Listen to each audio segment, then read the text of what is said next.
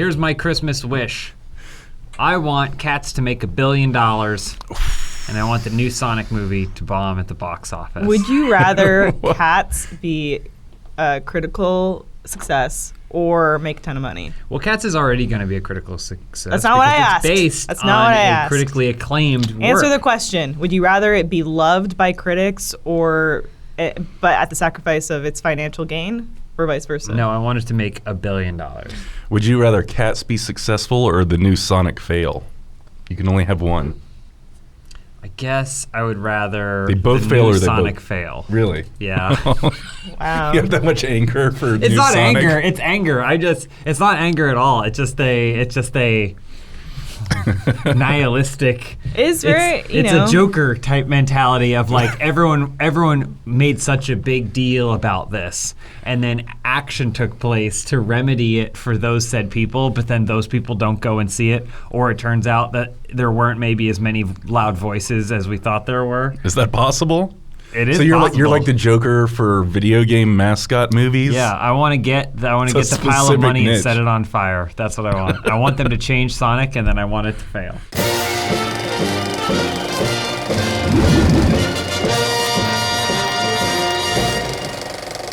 Welcome to Funhaus, everybody. I've got my friends James and Elise Willems with me this week. Hello. Hey, hi. My name's Daniel. This week we are sponsored by Columbia College, Manscaped, and Lovebook. So we'll tell you a little bit more about them a little bit later in the show. But first we've got Knives Out, which is a throwback to a simpler time in cinema. Rian Johnson has stripped away the fluff to create a very tight and intriguing mystery that remains true to the genre, but flips some of its kind of standard tropey conventions a little bit to make it seem fresh and new.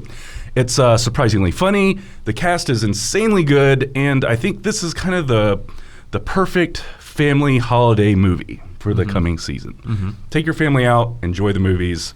I guess that they've been describing it as a modern day whodunit, which I think is pretty accurate, not to spoil anything. And speaking of spoilers, we'll hold off for a little while, just so we can tell you guys what we think about the movie, if you want to go see it, which you should, and not to ruin anything for you.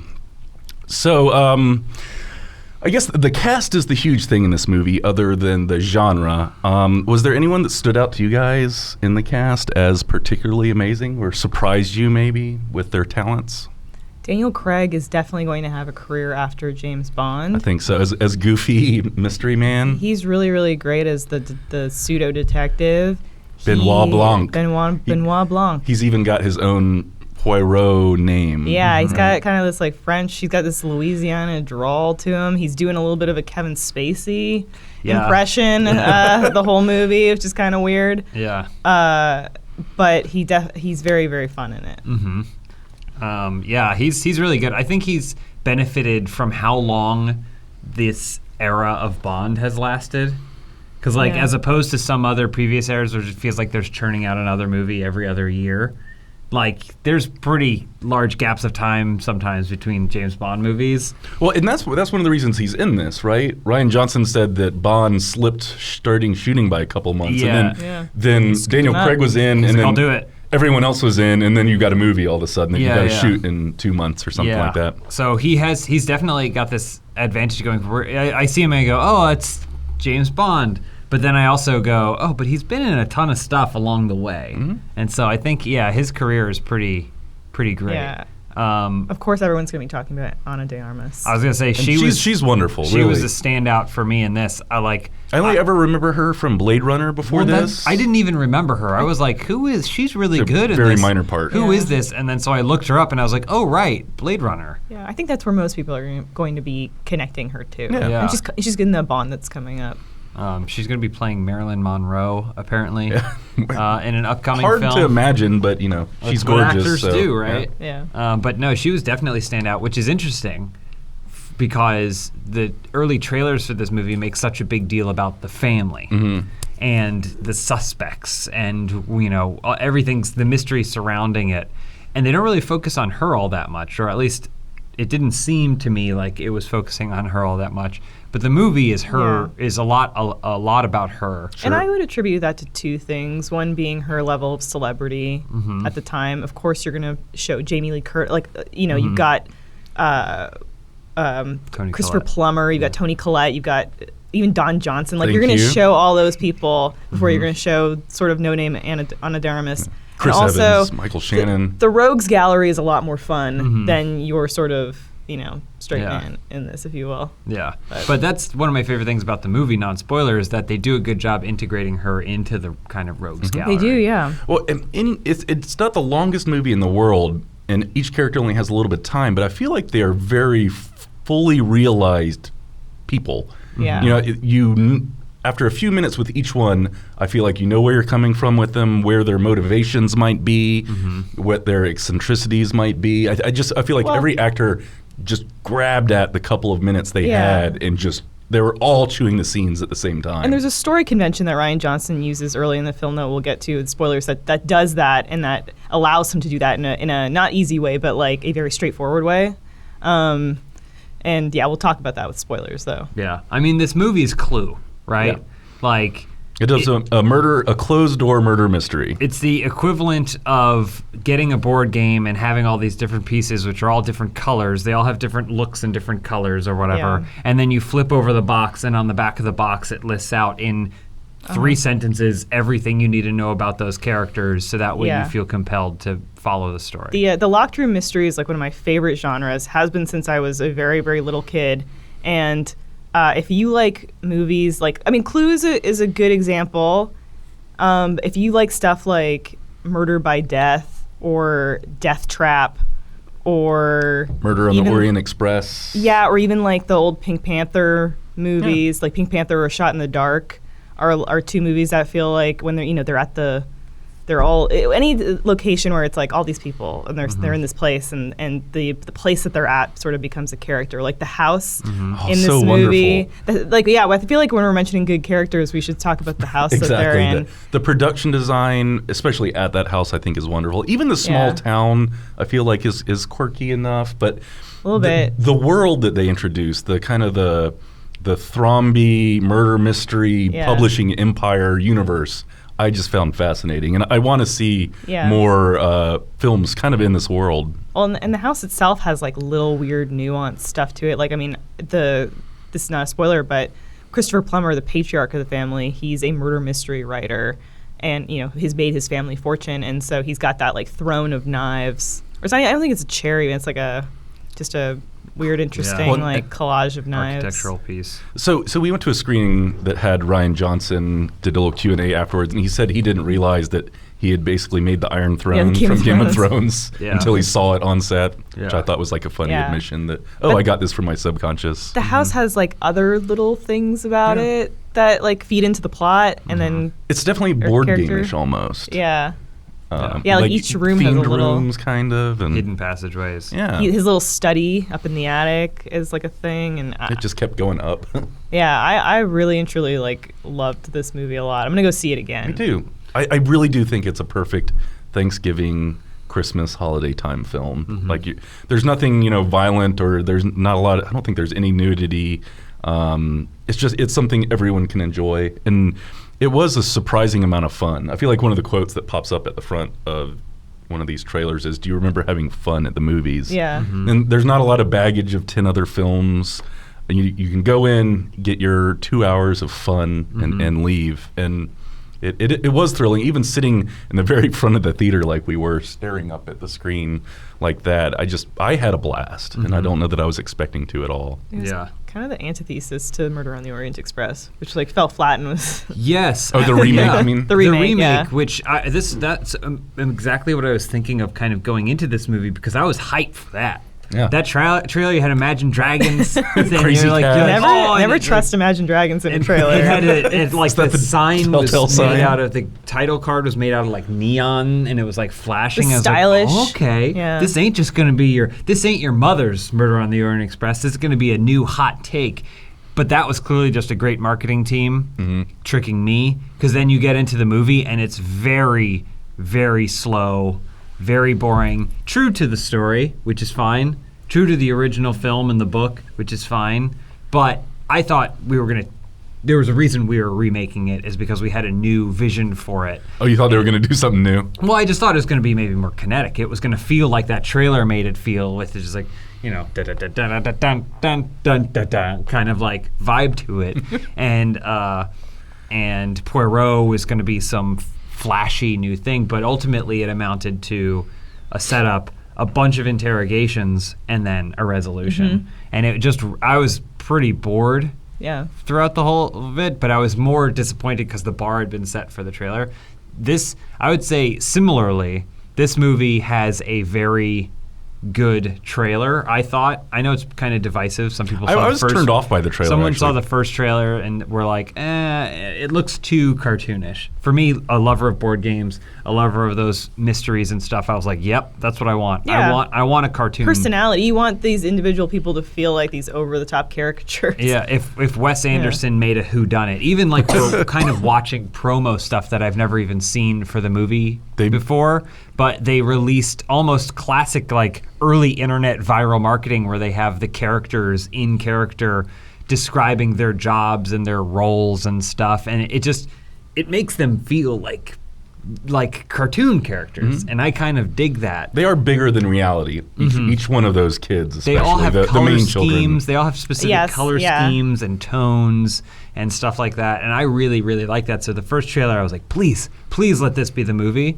And I do think that the movie wasn't if Wes Anderson made a whodunit, and I think that's for the best. Well, yeah, it's maybe not that stylized, I think, which is a very good thing. Yeah, or even wooden. Like, I think I may have gotten more tired of it if it had just been that, but it was still true enough to the trailer. It does still have all these characters. All this promotional stuff makes sense for the movie, and it gets you, like you guys both said, within 5 minutes of the film, you know exactly who everyone is. You know what their motivation would be, because it's everyone's a suspect. Yeah. And you're like, you can imagine a world where everyone did it. Everyone has a very obvious chip on their shoulder. Yeah. In a fun way. Which is something I really liked about the film a lot. I mean, beyond just the performances. They did an amazing job casting it. Yeah. My man Frank Oz. Oh, yeah. Frank Oz shows up. There's first time in a long time, right? This little piggy. There's right another there. Radiohead reference. I guess Johnson at the end in the Q&A said that the title Knives Out he'd had for a long time in his notebook as he wrote down something that would be a great title for a movie. It is one of the movies where, well, never mind, that's a spoiler. It feels like it's impossible. Like Flum or Flam? It's impossible to mention. It's impossible to mention this movie without kind of talking about Last Jedi, though. Yeah. Because it is his follow-up to Last Jedi. Well, and people really, really went after him for ruining Star Wars with his movie. Which is, by the way, there was a moment during the Q&A where the first guy stood up and said he loves Last Jedi, and anyone that doesn't like Last Jedi is a moron. And Rian Johnson was like, I disagree. Don't think they're morons. I don't think they're morons. I think everyone's utterly entitled to their opinion. Yeah. But the guy was trying to... That's weird. Yeah, what was he expecting Rian Johnson to do? Yeah. Thanks, man. Come down here. I want you to be my next Star Wars. Kiss. But yeah. I guess Johnson did admit that the teenage son in the family was expressly written for him to make fun of those trolley type characters. Well, internet trolls. He did. There's a teenage son who's kind of like, I guess you would say alt-righty. Like, well, they say he is. He's a alt-right in training or whatever, kind of like preppy kid. But even that was like, he's like, well, it's not attacking anyone specifically, but it just so happens that in my life I was exposed to a whole new type of person, and I was like, this is a great character that should be included in a movie, and so it made it in. But yeah. I don't know. I was really into it. Me too. I think it's a very kinetic film. Sometimes with these ensemble casts, it feels like everyone's competing for screen time. They seemed chummy. But they seem like it was understood that if Toni Collette is going to ham it up in a scene, it was so that way Jamie Lee Curtis could swat her down even further with her like very abrasive tones. Yeah. Her Jamie Lee Curtis and Don Johnson are spouses, and their relationship is really great. Yeah. Everyone kind of works together. Even Ana de Armas and Daniel Craig, like pairing with each other. She's this wilting flower for like most of the movie, and then he's this larger than life kind of goofball detective, and so like the pairing them up is really excellent. You started to bring up Star Wars. Was there like a further point that you wanted to make with The Last Jedi? Well, he has this reputation now for subverting genres, right? Mm-hmm. And I think that can be seen in this movie. Sure. I think that's something in that smart ways. He will probably continue. He's an auteur, right? He writes his movies, he directs his movies. They're almost entirely his vision. And so I think that you can see some of that subversion for sure in this movie, but it's maybe more controlled and the right platform for it than I think how I felt about The Last Jedi. Yeah, and he does it. I think it's like overt the way he does it. We'll talk about that when we get into spoilers. Mm-hmm. And we can get there soon. We might as well. I guess I think a lot of people gave him shit in The Last Jedi. The subversion seemed for subversion's sake. It's like, I'm going to flip what they expect just because I want to. Mm-hmm. We're going to flip it. We're going to keep flipping it. And then this, he did it a couple of times, enough times where it wasn't overt. But no one comes into this movie with expectations to be ruined. Well, I also think subverting a genre is different than subverting a franchise. Sure. Especially the second film in a trilogy, right? That's maybe not, or in my opinion, the best time to start subverting things, because it's like, well, we passed that point. You should be subverting somewhere else that isn't crushing the progress made by other things that's come before it. Or it's like people think, you think you've got something to prove, or you're trying to incite a reaction, whereas you flip the genre and it's just that you're trying to refresh it. Yeah.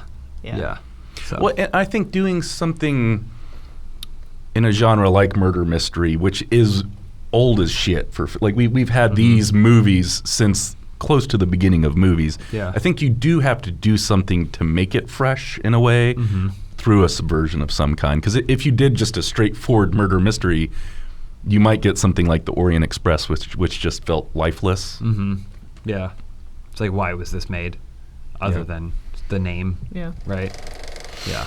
With Truition at Columbia College, your education is one low price. There are no fees, no book costs, no surprises. Don't play games with getting your education. Truition lets you budget for the true cost of college. They've eliminated all fees, from application to graduation. They provide e-textbooks at no charge. With e-text, you can highlight important sections and add personal notes to the material. You can also convert e-text to audiobooks so that you can listen to content on the go. Truition is for all undergraduate and graduate students taking classes online or in the evening at any of their 30-plus locations. Columbia College was founded in 1851 and has been accredited for more than 100 years. 8-week classes are held year-round, so you can earn a degree quickly. Columbia College's mission is to improve lives by making college affordable. That's the truth. That's Truition. Apply today at mytruition.com/film. So apply today at mytruition.com/film. That's mytruition, TRUITION.com/film. Thanks Columbia College for sponsoring the show this week, letting us talk about Knives Out. So it was a Collider screening that we got to go to. Mm-hmm. So also shout out to Collider for letting us come to your screening. It was wonderful. Mm-hmm. So I think spoiler time is come to us, so we can kind of freely talk about the movie. It is a murder mystery.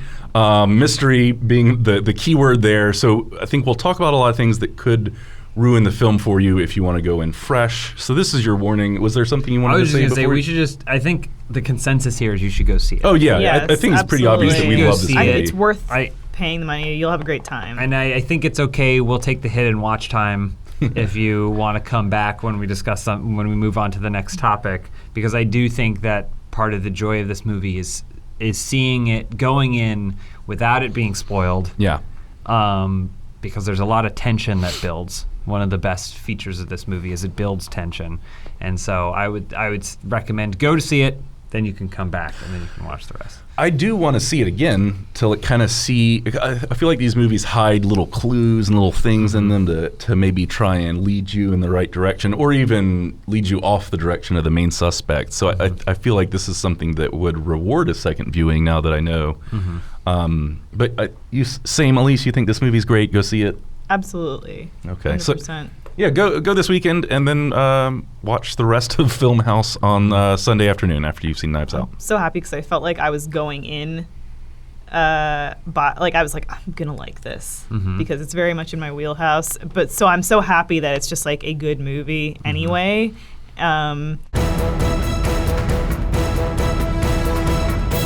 Something, now that we're talking about spoilers, so the start of the movie, the big introduction that they do is the interrogation of all the suspects. A really brilliant way to let you get to know all the characters. It's like, it's a little, I don't want to say easy, but it's a very straightforward way because it's like you're having someone ask everyone, what's your name? What do you do? Like, it's a very straightforward way. What could be your motivation for murder? But it's done so articulately and well that it's really, really compelling to watch, even though it's pretty long. Like, it feels fairly long as you're watching it.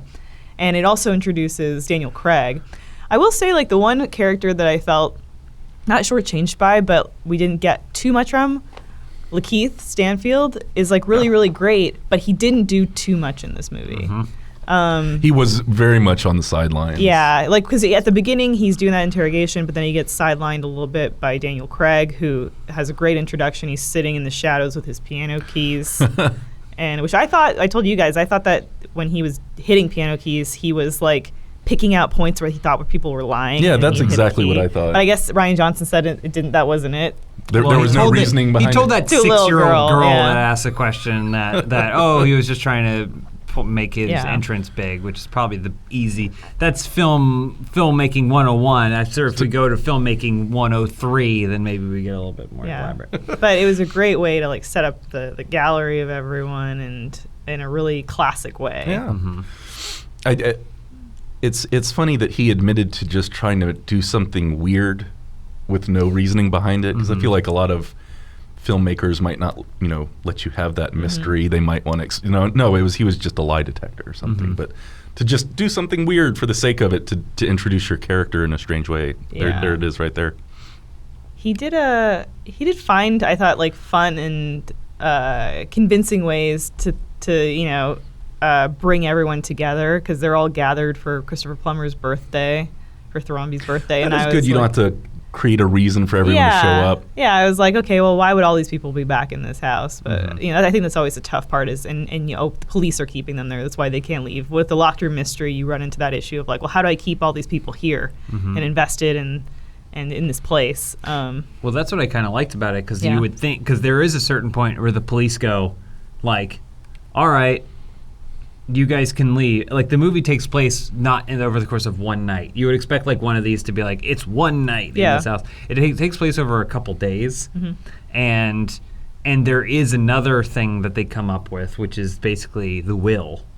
Oh yeah, they're all invested in that. That's the thing that keeps everyone close, right? More than anything, which is great, because then it's their greed is what's holding them in. So the whole time you're watching, you're like, well, not the whole time, but for at least the first third of the movie, you're watching going like, oh, well, their greed is keeping them here, which makes them all unworthy of what the reward is, kind of, and thus makes them all even better suspects, Because if someone was being less greedy, they would be more inclined to just leave this situation. Sure. They could walk away. But because everyone wants the vast wealth of the deceased, they're still around, which makes them great for being a suspect, but then also easily not a suspect because they want that wealth.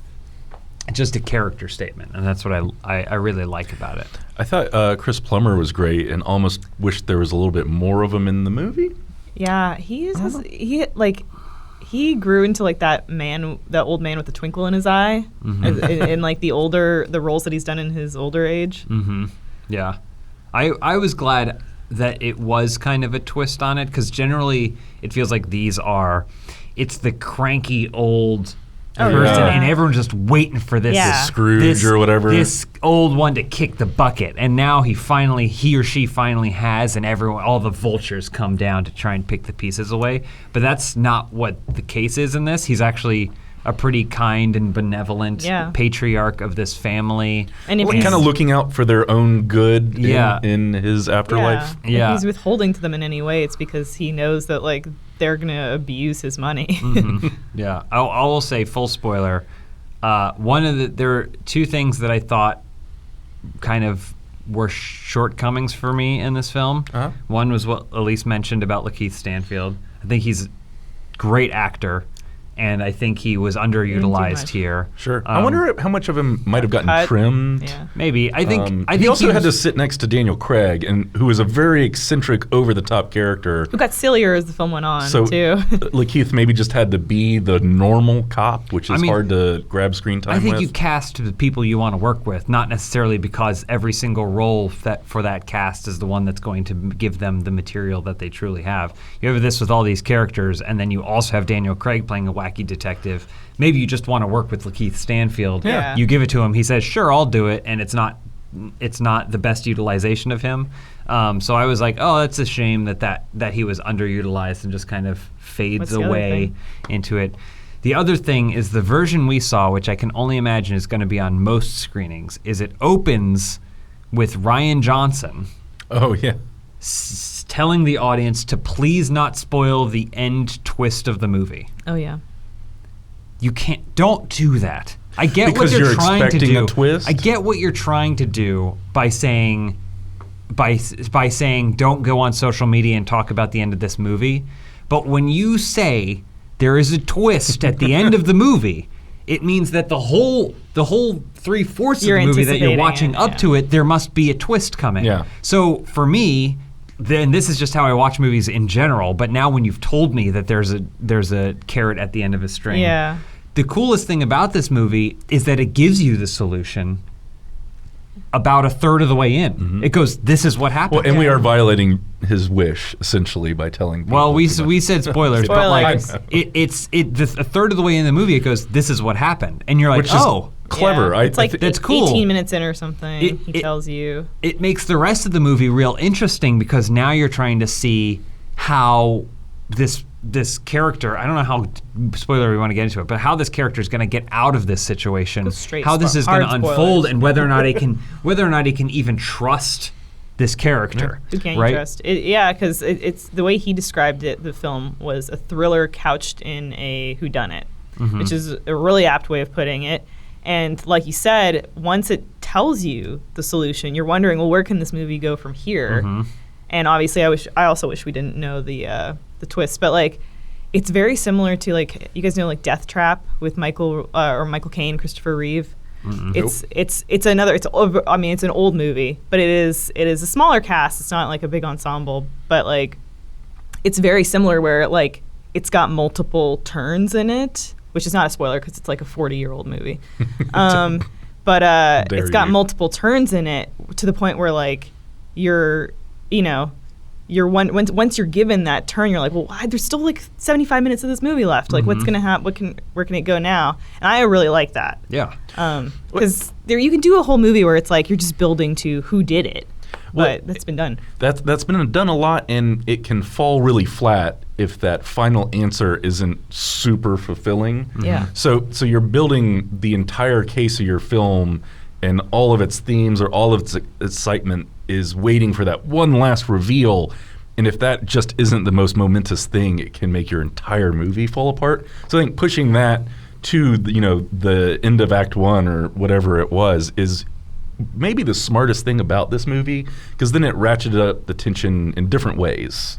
So it's not all reliant on how or who did this. It's how did it happen and how will things turn out with the will and whatnot. Except when Rian Johnson goes, there's also one more twist at the end, right before the movie starts. Then when it twists, I can't now sit and relax and enjoy it. I'm still trying to constantly puzzle solve the movie as it's unfolding.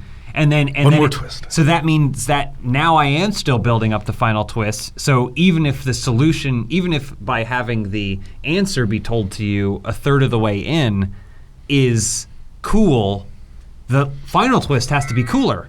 And in this case, you would not have been expecting that. And in this case, I don't think it was. Do you think he could have chosen his words more carefully instead of saying don't ruin the twist at the end? He said just don't ruin this probably movie don't for say people? at the end. Yeah. He said specifically don't spoil the end of the movie, which, you just say this is a movie that should be experienced.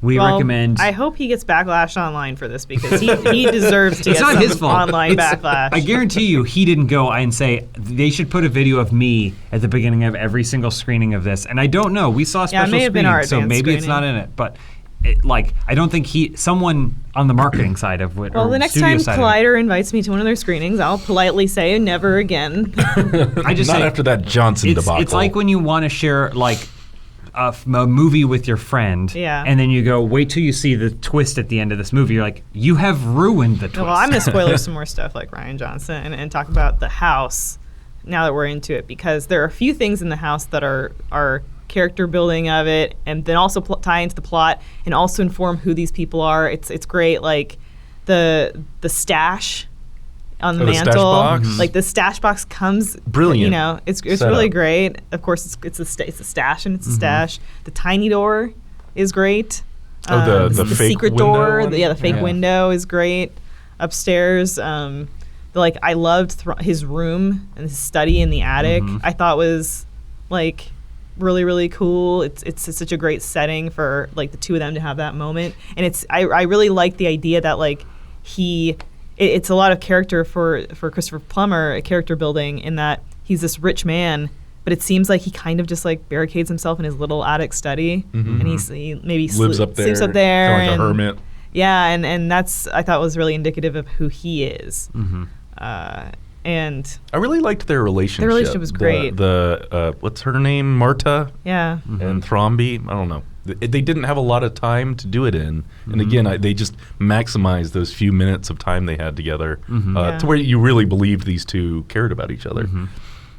Yeah. Or some other house stuff. The Go match. Oh yeah, it could have been chess. Yeah. I think Go says so much more about a character. The dogs on the grounds. I really liked great. the goofy cop. I don't know the guy's name. He's infatuated with. He's like the fanboy essentially, and there were several times where he almost stepped on Lakeith Stanfield's character. He's like, no, let Benoit do this. Maybe a stand-in for the audience, just because he was always seemed to be overjoyed to just be there in that room. He was explaining the importance of Thromby. Okay. That's, I think, his role, because you get the family. I get it, yeah. Right? And you get the family's whatever, but sometimes you need to see the grander regular stakes. person's and he vision. explained the stakes by showing how regular people perceive this family. Right? And so I think he was really good. I would have been fine if you give maybe that to Lakeith Stanfield and him be a more eccentric kind of character. Would have probably been nice. But again, it's fine. I'm happy as long as he's working. He'll get that role. He'll play the Joker eventually or whatever he needs to do. Chris Evans, as usual, is super fun, and I actually thought the casting of him as Christopher Plummer's grandson is pretty great, because if you do look at a younger Christopher Plummer, who is a handsome man, a chiseled guy, you couldn't put him next to Chris Evans, and you're like, there's kind of a resemblance. That looks like he could be his grandson. Yeah. And it sort of feels like he could be, if Christopher Plummer had, or his character in the movie had they seem like they were the same personality, and had he been as privileged as Chris Evans, they might have, he might have been as entitled as Chris Evans. Yeah, but absolutely.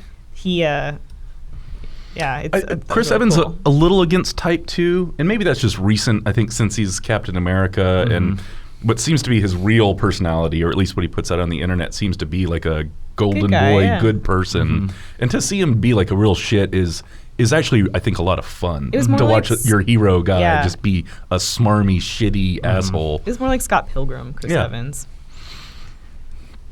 The ex-boyfriend, Chris Evans. But and for me, I had a weird moment where when he picks Marta up in the car and he's like, "Come with me," and I was like, "This guy's a dick to everyone," but now he's got a soft spot for the immigrant housekeeper.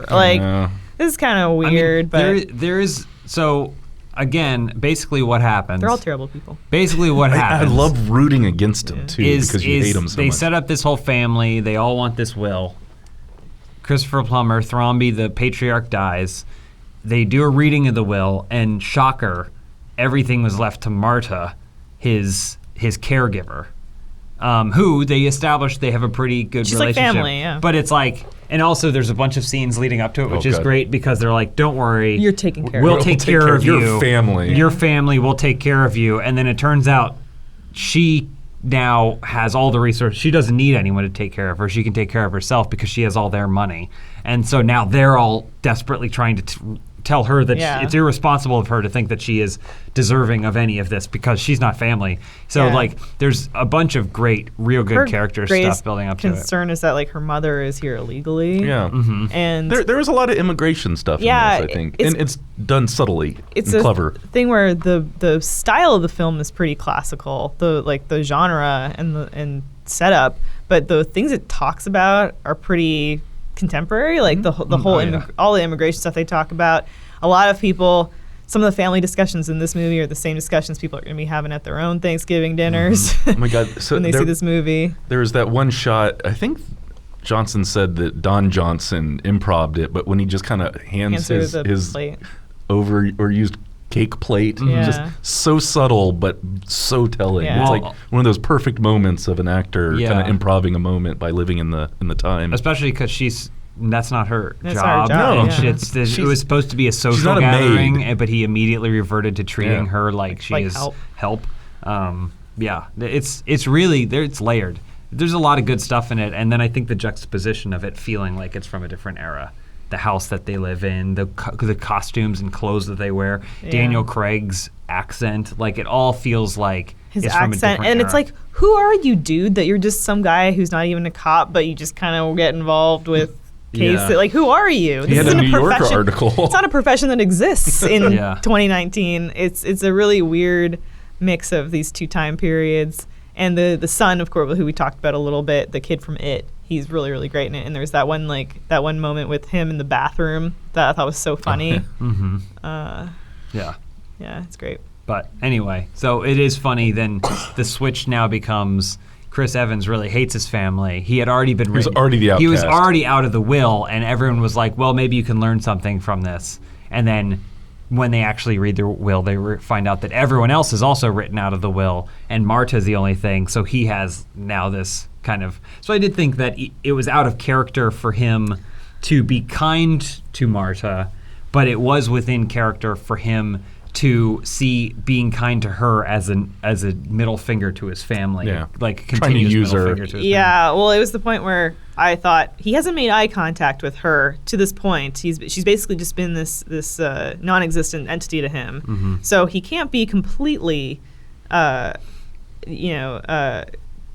pure in his intentions here. Yeah. Like it hasn't been like the kind of thing where the whole family's shitty to her, but then he comes in and he says, hey, hi, Marta, how you doing? Like, no, he just he comes to see the family, he doesn't even look at her, Yeah. right? So it's like, there's something there.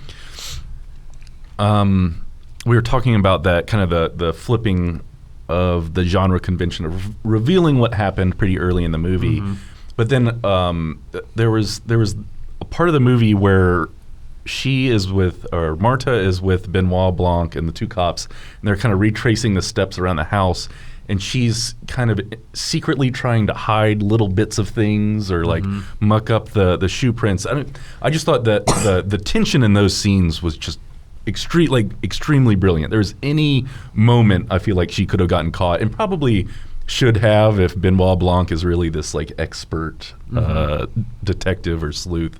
But she was kind of smarter than everybody in being able to undo each one of those little things, like with the videotape or the steps in the mud. I don't know. I thought that point in the film when she's just trying to protect herself is brilliant. Yeah. It's an easier pill to swallow when you kind of understand by the end of it that Benoit Blanc also he knew the ending and the beginning. He didn't necessarily know all the steps in between, but it does make him feel like a classic, Poirot or Columbo type, like. Well, there was a point in the movie where he almost got a little goofy and silly, and I thought they were going to push his character kind of further into that, like a Clouseau spoof, territory. to essentially just making fun of these kind of guys. But they didn't go that far with it, which is probably fine. Yeah. But I think he was a really cool, clean-cut character. Yeah. clean cut, like you should do with your lower regions with Manscaped. I will say support for Funhaus comes from Manscaped, the best in the business for below-the-belt grooming. Manscaped offers precision-engineered tools for your family jewels. Jingle balls to the walls, fellas. Listen up. Untrimmed pubes are a thing of the past. It's time to gear up and get yourself the gift of shaving this holiday season. I'm talking about the Manscaped Perfect Package 2.0. Manscaped is a revolutionary company that has redesigned the electric trimmer. Their Lawnmower 2.0 has proprietary advanced skin-safe technology, so this trimmer won't nick or snag your nuts. It's also waterproof, so you can use it in the shower. The Lawnmower 2.0 comes inside their Perfect Package 2.0. which makes for the perfect gift this holiday season. It's literally everything you need to keep trimmed, cut-free, and smelling nice down there. The Manscaped Perfect Package 2.0 also includes the Crop Preserver, an anti-chafing ball deodorant and moisturizer. These products smell good. Their manly scent is attractive and will help set the mood, if you know what I mean. The Perfect Package will also come with a pair of Manscaped high-performance anti-chafing boxer briefs that'll keep your junk feeling fresh all day. 'Tis the season to Manscaped, so get yourself, your dad, your brother, and friends the best gift of all. The Manscaped Perfect Package 2.0. Get 20% off and free shipping with the code FILMHOUSE at manscaped.com. Your balls will thank you. Clean up your nuts and make Santa proud this year. So get 20% off and free shipping with code FILMHOUSE at manscaped.com. That's 20% off and free shipping at manscaped.com. Just use the code FILMHOUSE when you're checking out. Thanks, Manscaped, for bringing us here this week to let's talk about what is one of my favorite movies of the year, Knives Out. I don't think it's necessarily one of the best movies of the year, but maybe the most fun I had sitting in a movie theater. I'm going to watch it 16 times after this, so I do think it is a very, very well-made movie. This and Parasite, I think, are my two. It's not big. We're in such a big year of these massive scale movies and culmination of things. It's really refreshing that it is an original IP. Yeah. With some great performances, some great classic tension. It's a genre everyone's familiar with, but it isn't just a paint-by-numbers version of said genre. I think it's a lot of fun. I would love to see more Knives Out. Me and too. Maybe a few less Star Wars, honestly. If enough people go see Knives Out, I do think Rian Johnson said in the screening that he would do more Benoit Blanc. Benoit Blanc will return. Poirot style. Yeah. What's the mystery this year? Yeah. Every couple years, do another one. I wonder if you could recapture it with something else. I don't know. It might be tough.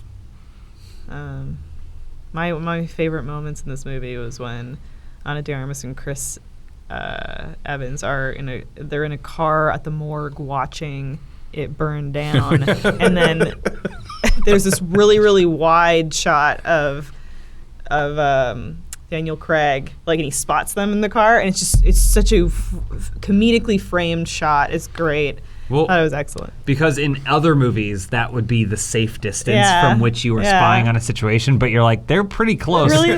Shouldn't someone see them? And in this movie, he's like, hey, that was a Wes Anderson moment. Yeah, it was very Wes Anderson. It was great. So anyway, highly recommended. Got the Renaissance upon us. Yeah, he's in this and Watchmen. I don't know what else he's been in. He's a racist. he's like, I have now been retypecast as boomer racist. Yeah, privileged boomer racist. We're talking about how great Daniel Craig is. I will say there were, being a Southerner, there were a few times where his accent got me. It was just wrong and felt bad. But a lot of times that'll take me out of a movie and I'll just be like, this fucking sucks. Like, who are these actors? Why are they doing this? But his performance was so good that it completely overcame those few times where I was a little frustrated with the pronunciation of a word or something like this. It's one of the few things I feel like I can go bullshit on as far as accents, but he was just so excellent in it that I just went right past it and didn't care. It's a weird thing that sometimes I do with actors when they're notorious for sounding a completely different way and then they change their voice, but it isn't like you said, he didn't sound as much like a foghorn leghorn as I'm sure he was probably going for. Yeah. He sounded like a British guy who only a few short weeks earlier learned how to foghorn leghorn. Well, that's the thing. Is he supposed to be doing weeks. a Louisiana? I don't know. His name's Benoit. Yeah, which there's is, something French and Blanc, obviously French. I thought he was supposed to be like Louisianan because of his name. That would make sense where the French comes from in the South. But it's not. I agree with Dan. Growing up in the South, it's like a different kind of accent, but it still's very. You're like, oh, okay, he's He's trying. Yeah, and it's just so much fun. I want more of these movies. Like, I want to see him do this again with another stellar cast, and maybe they're on a boat or something instead of in a house. Yeah. Michael Shannon was like super great. He's like incredible, isn't he? He's so good, and it is also in a weird way where you're like, is this guy gonna like flip out any second now? He just feels like this weird loose cannon. But he's also really funny. Yeah, extremely in this. He's got that. He's a master of that just tension right underneath the skin, and you do think there could be any second, and he could just snap and kill everybody. Yeah. I can't look at Michael Shannon anymore, though, without thinking of those two pictures of him and Ricky Hayberg looking at each other, and they look exactly the same. Like, it's just, that's all I think of now with him. Yeah. Yeah. I will watch this movie again this weekend. Cool. Let me know when you go. I'm going to see it a billion times. Are there, so you started getting on this train a little bit earlier, but, say people love Knives Out. They're in a big, it's a weekend to hang out with your family and not do a lot. Are there other mystery films that you could recommend? I think Clue is the thing that most people are aware of that this movie will remind them of. It's a house, there's a mystery, there's a murder. How are we going to solve it? Are there other types of films like this that you think people should check out? Just to get their fix? I know you do. I mean, you mentioned it earlier, but if you're okay with culturally inappropriate, with extremely culturally inappropriate humor of a different time. It was a different time. Murder by Death. Murder by Death is a fantastic. It's also like a parody of this genre too. It 100%. Yeah. It basically is an assembly of parodies of all of literature's great Peter detectives. Falk, Okay. Peter Sellers. I forget her name from Clue. Not Madeline Kahn, but Mrs. Peacock. I always forget her name. Yeah. What's her name? Professor McGonagall's in it. Yeah. But there's a bunch of Maggie Smith. Wacky characters come. Yeah, it's all these tropes of like your Miss Marple, your Charlie Chan, like all your. Except it's Peter Sellers, a British man, playing a Charlie Chan parody. Oh, so is that where it's insensitive? Yeah, Okay. yeah. But they're all invited to solve this mystery. Yeah. And then even since it's a parody, it's not just your standard mystery. I mentioned Death Trap. Death Trap, to me, like structurally feels similar a little bit. Michael Caine he's sort of a washed up playwright who's trying to regain his renown with whatever his newest play is, but he's having stinker after stinker. And then Christopher Reeve is this up and coming playwright who has this play that Michael Caine's very interested in, and you can't talk about it. I mean, I mentioned earlier that yes, there are twists on twists, but like it does have like an interesting little turn to it. And then like I put one on last night because this movie reminded me of them, but like Pink Panther. I would say the first two Pink Panthers, like Pink Panther and A Shot in the Dark, the first two are very much like this sort of, big cast of characters, and there's a mystery going on and stuff. Any old like Poirot, Agatha Christie.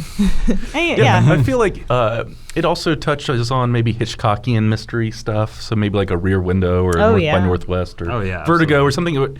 It captures that classic feel that they're not, closed room murder mysteries. Yeah, I would say like of Hitchcock, Rope would be the one that I would Dial M say. for Murder. Dial M for Murder or Rope are really good ones to compare this to, I think. Yeah. Those are the more serious. Those are the ones that are true to the genre. Yeah, and Rope, they're like in this one. Yeah. Masterful executions of said genre and not necessarily a subversion. So, yeah. But all very good if you want to get into murder. It's not a mystery, but if you want something with just like a big kooky cast, a big kooky ensemble, one of my favorite movies is Noises Off, which is just like a big, kooky group of people and it's set in a theater, so it's like one location too. But I do think Rian Johnson was very outward with his Agatha Christie inspirations of this film. He said he used to read those books when he was younger. So I think, Murder on the Orient Express, maybe you watch the older one, not the new one, or both. I don't know. It's the new one's definitely shinier and fancier looking, but probably doesn't hold up. On a Train. I'd add one more.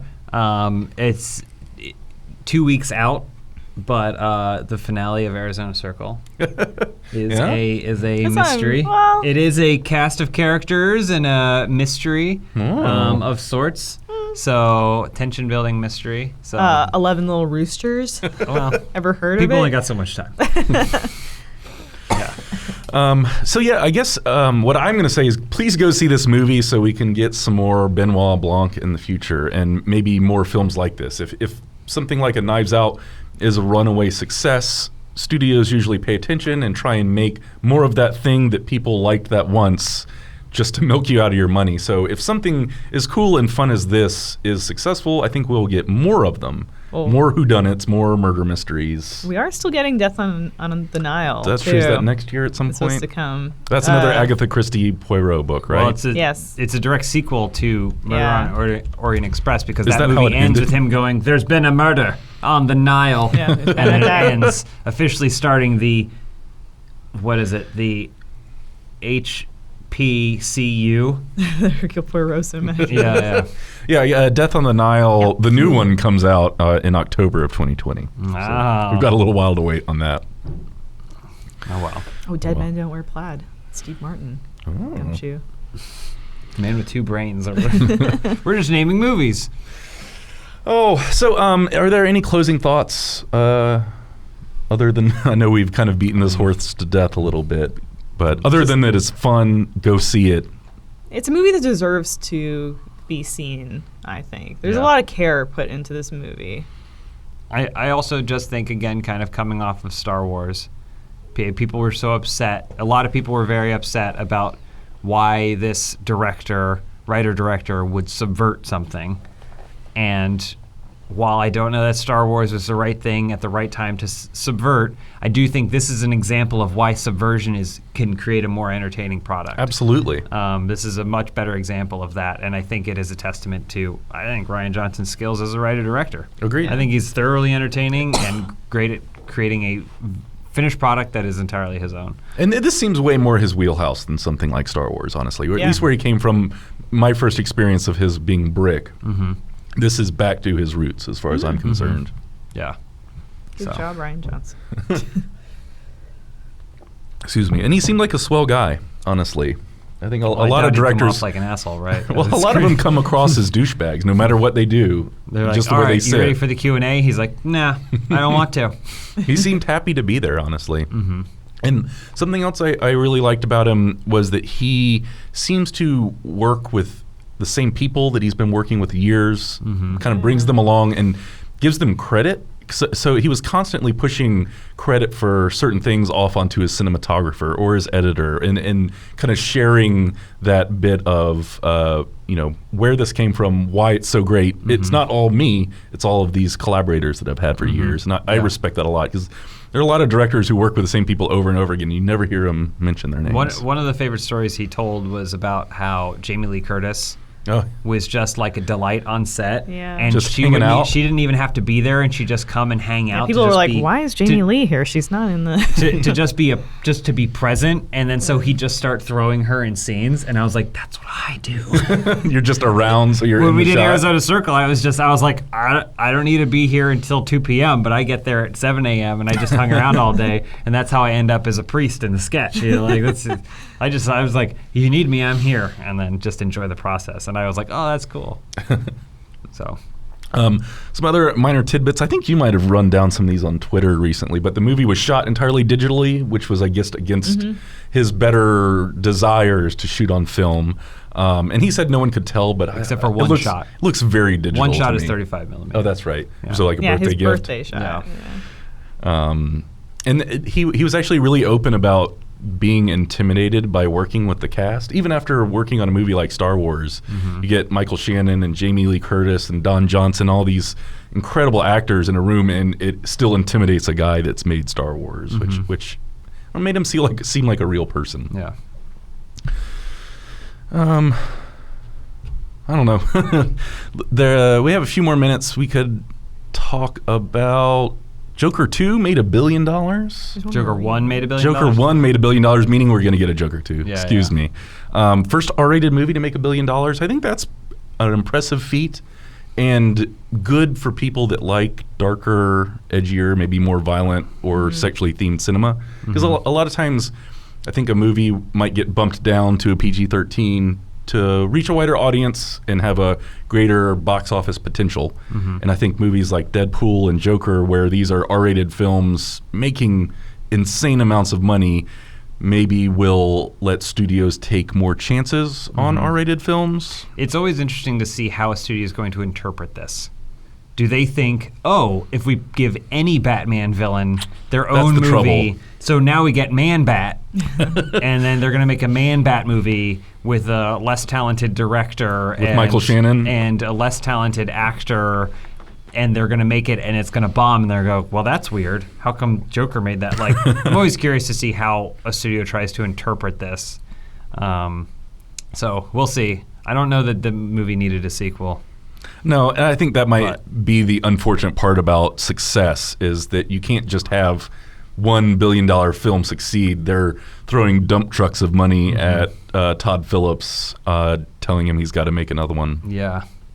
So, oh well. Again, the story certainly doesn't need it, but I think, I hope at least those people that you're talking about, you don't know how they're going to interpret it. I hope it just allows them to take more chances with material that isn't for everybody. Because every movie and every story doesn't need to be for everybody, including children 13 years of age.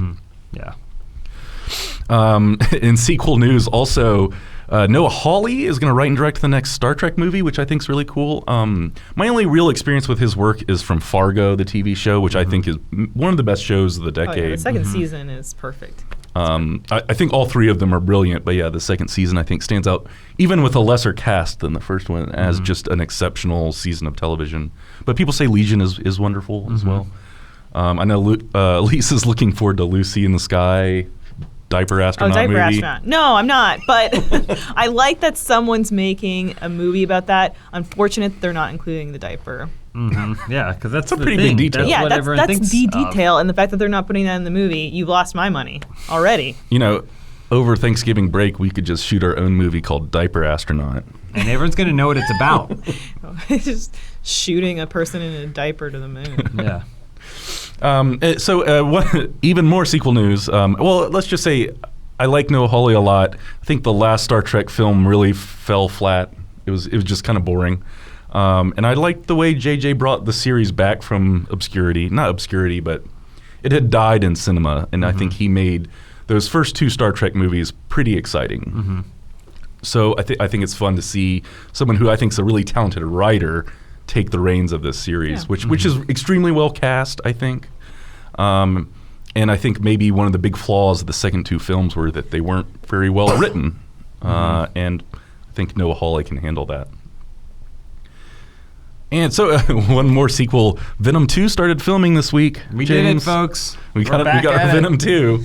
Or maybe this was last week, but yeah, Andy Serkis started filming Venom 2. We will get it in October of 2020. Yeah, there's a current shortage on lobster aquariums because Venom 2 needs them for all of their filming. They really should do a scene in like an aquarium factory and just fill them all with lobsters. Yeah.